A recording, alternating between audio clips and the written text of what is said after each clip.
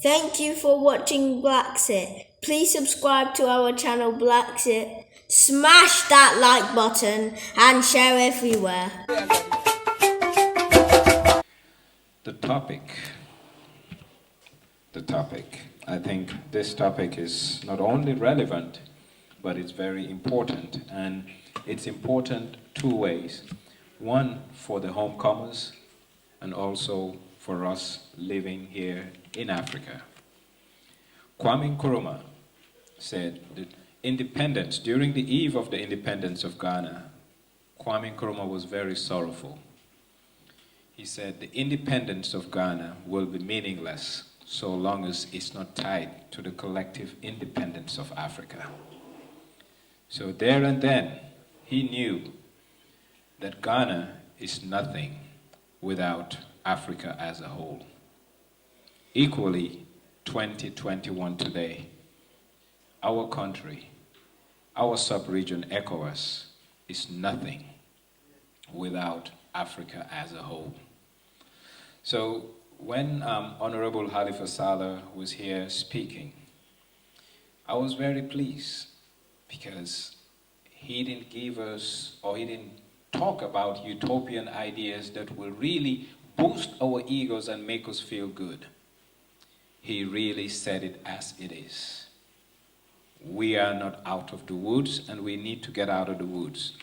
But before I delve into the topic, I will ask people here to read two books. One, The Miseducation of the Negro by Carter G. Woodson. The only way we can change is to be disruptors. But before we disrupt, we need to know where we are, from whence we came, and where we ought to go.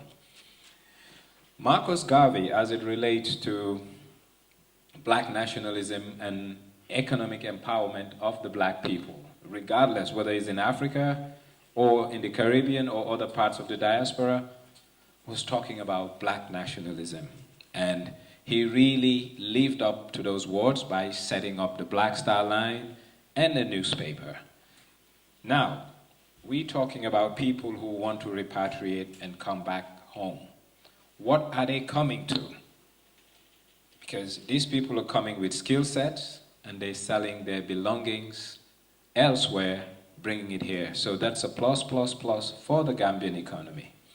But the Gambian economy is a microcosm of a bigger scheme, and that's the African economy. How can we be relevant? How can their contributions be meaningful? See, before we talk about the economic aspect, I think we should delve into the political aspect. African leaders, West African leaders to be more precise, since 2001 have been fighting for an elusive quest to get a common currency called the ECHO. Nothing difficult to attain, but the difficulty has been purely the unwillingness of the African political leader to relinquish political power to a supranational body called the Economic Bank of West Africa, or whatever it is.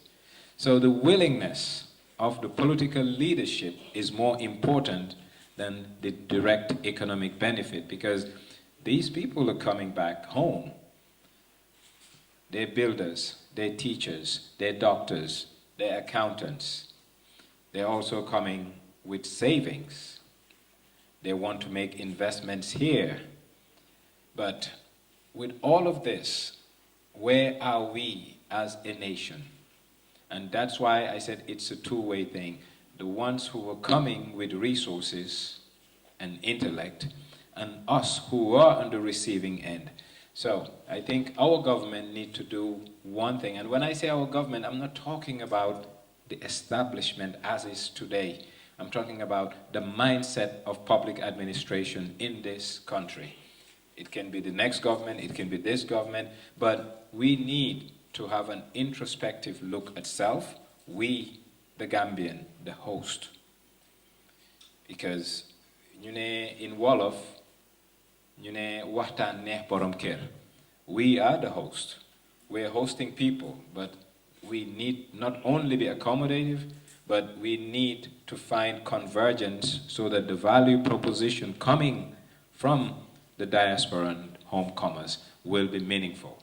So now, if you look at the economic benefits, we know that our country, though small, boasts of a high number of Gambians who are intellectually endowed, but unfortunately, they have all run away to greener pastures, either because of political persecution or economic will to go out there and get, hence the brain drain. And it's not only, a Gambian phenomenon, it's an African phenomenon. So the deficit we have is being fixed by people who are coming back willingly. So I think that in itself, it's a plus that any common sense government must encourage. Our education system has become a revolving door. We relied heavily on foreign teachers. Yes, in the 90s, we had loads of them from Sierra Leone, Liberia. Why? Because they were displaced. Now, most of them are going back because their countries have really stabilized. So this deficit needs to be filled, and people want to come. Most of these diasporans coming also worked in the health sector in countries that they're from. So they're coming back and they can add value. So the overall economic benefit for the Gambia is just immense, but it needs political leadership to really harness the potential, the capacity, and the wealth and resources it comes with. As we all know it in this country, we believe land is a store of wealth. And in the Gambia, most people, either they count their wealth in cattle or they count their wealth by land acquisition. So if systems are put in place, I think a lot of locals can encash some of this wealth, and it can be put into useful economic development, not only for them at the personal level, but collectively, because once they translate this land into cash, most likely they're going to put it in treasury bill forms and other investment vehicles. And these investment vehicles provide cash for our economic development. But all of this will be meaningless unless and until we understand the potential behind this movement, this wave. And they have over 48, 49, 53 countries to choose from. So if they choose Gambia, Gambia must be smart enough to really harvest what this comes with. And unfortunately, we have missed the boat. From 2016 to date, the Ghanaian economy has benefited significantly, not from the Chinese, not from the Western, so-called Western people, but African descendants wanting to come back home. And they have added significantly on the GDP of Ghana. These people are now voluntarily wanting to choose Gambia as their hub and home in Africa. What can the government do to make sure we have a win-win situation? They come home on a soft landing, but equally, their coming home become a launch pad for further economic development for our country. And I think having an organization is the first step, and the next step is for the public side of it, i.e. the lawmakers, i.e. the executive, to understand that these people never left the shores of Africa voluntarily. So therefore, their coming back home should not only be automatic, but I understand it's still a utopian ideal, like the Honorable Salah said, but there is still benefits to accrue to us. But the only way these benefits will accrue is if we understand what is in it for us, the value proposition. You see, in life, people never get what they deserve. They get what they negotiate. And the government of the Gambia need to understand the value proposition of these homecomers. Then once you understand the value proposition of these homecomers, you can package it where it will have a mutual benefit for all concerned. And this is the million-dollar question, and this is what we need to ask our government. When I say us, I'm talking us, the locals. How can we harness the benefits inherent in these people coming home, our brothers and sisters? And that's why the government need to sit, and all arms of government need to come together, because government, for it to work properly, needs to be in unison and it needs to synchronize.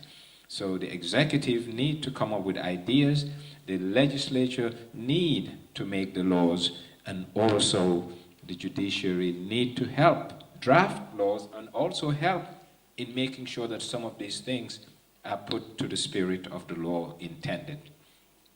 So therefore, I will conclude by saying the homecomers coming home to Gambia have a lot to offer to us. One, they're disruptors. Disruptors in the sense that they're coming back, and coming back in a place that they see in a way that they think it can be better and they want to engage. So that in itself is a plus for the Gambian in disrupting. They're coming with, refined skill sets that can really add value to the bottom line of our country. That's a plus. They're coming with cash to invest, buying farms, buying homes, employing people, providing services. It's a plus to the Gambian economy. But what the Gambian economy now needs is the political will to understand, the political will to appreciate, the political will to see value in these people and our brothers and sisters coming on this side. And that political will has been elusive and still remain to be elusive, for the simple fact that if you look at the migration point for people who left Africa, Gambia is at the center, the nerve for everything that happened. You can't write about slavery and leave Gambia behind. Therefore, why is it that Gambia still cannot adequately monetize this arrangement? Roots, the island, from being at least a square kilometer, is now less than 250 square meters, unfortunately. Negligence. The derelict nature of that place is the negligence of our political leaders, because the political leaders should and must be the custodian of our collective conscience, and roots is not only a heritage, but it is something that defines who we are and whence we came. So therefore, everything we want and everything we can get in terms of harnessing economic dividends and economic benefits are all meaningless until and unless the political actors in this country understand that they are the drivers of the ship called the Gambia, and the ship needs direction that will take it to the promised land, and that promised land is to embrace and open up so that our brothers and sisters that want to come and call this place home can have a soft landing, but equally we who are on the other side, the host, will also have economic dividends out of it. Thank you so much. Ideas from our own people so that we can better our society. Honorable members, we have a task here to do. We have to look at our legislation. What do our legislation say about citizenship? How can people of African origin naturalize? How can we say in our law that 15 years to naturalize? That's too much, honorable members. Ghana, Sierra Leone, they have changed. They look at their laws and amend it to suit time. I think it's high time for us to also sit down and reflect on what do we need to do. I think that's why we have this engagement today to look into some of the things we discuss openly and have way forward. Mr. Nyanjai, thank you for that wonderful speech. One nation, one Africa. Thank you, BlaXit family. Please keep watching and remember, follow your dreams. Purchase your tracks today.